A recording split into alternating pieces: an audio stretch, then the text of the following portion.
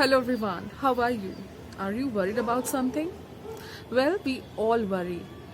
At one point or another, one third of people have dealt with a level of anxiety that may qualify as a disorder. So, you see, there's a difference between fear and anxiety. Fear is what you feel at the moment. Somebody comes at you with a knife. Fear does make sense. But anxiety is an anticipation of an event that may or may not occur. So, we don't know about the future and still we carry a lot of negative thoughts with us. Our brain constantly asks, what if? And in the mid of all those what ifs, we just lose out on something that we are actually thinking about. So, you see, we are not sure about the future, but still we invest a lot of our energy just thinking what if that may or may not actually ever happen. So how do we put a stop to these worrying thoughts? Are we born with this? Like, is this our innate trait to worry all the time? Let's find out. So if you're looking for some stop worrying tips and you approach a person and a person tells you to, stay happy, positive, sip in some ginger tea and do journaling and all, let me tell you, you're asking the wrong person. Because for a chronic worrier, getting tips like stay happy and in a good frame of mind is like getting aspirin to treat cancer. Sound harsh, isn't it? But that's true. There is no overnight solution to it. We all know.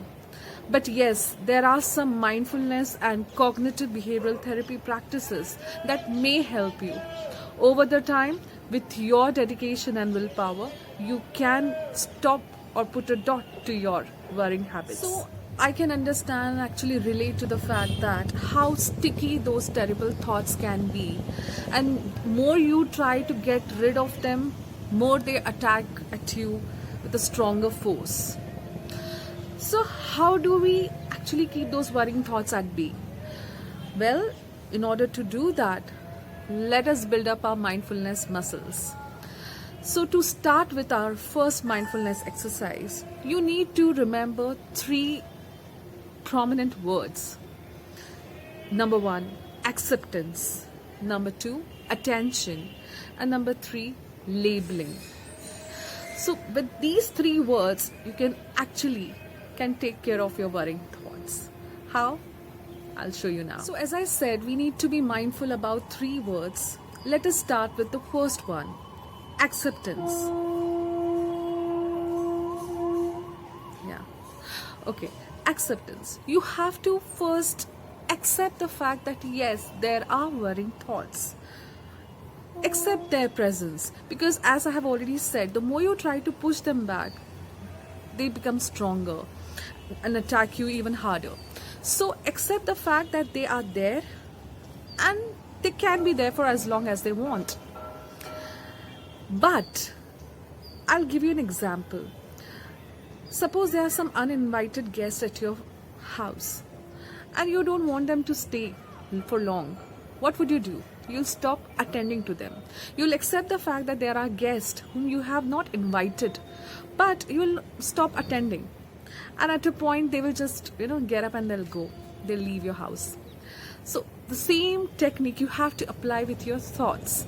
Let them know that yes, I have seen you, I have accepted that you are there, but you know what? I'm not going to attend to your demands. And just let it be there. This is the first mindfulness exercise for acceptance. Accept. Now the second word that we are talking about here is attention.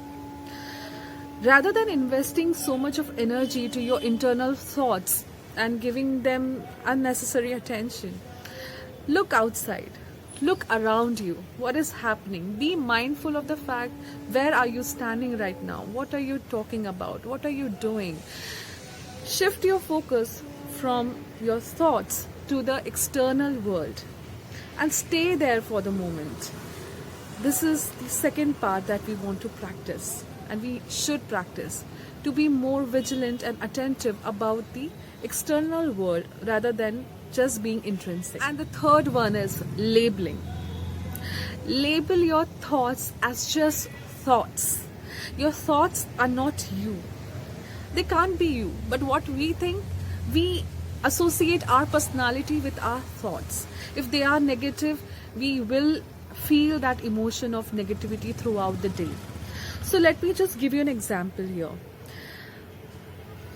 If you have a broken arm, what would you say? My arm is broken. You won't say that I am broken.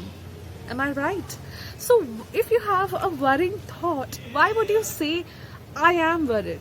You can simply say I have a worrying thought, but I am not worried. So you know your worries are like the passenger next to you on the bus. You know they are there. You accept them to be there, but you won't pay attention to them. Rather, you will shift your focus to the outer world. You will look around, be mindful of the things that is happening around. Listen to the sounds, feel what is happening. And you will experience as if like you're doing it for the first time. And then again, if those ugly negative thoughts try to sneak in, and then you can simply label them as like they are just thoughts and not you. And again, reshift your attention to the external world. So this is the mindfulness practice that you can try, and with practice these powers will just grow.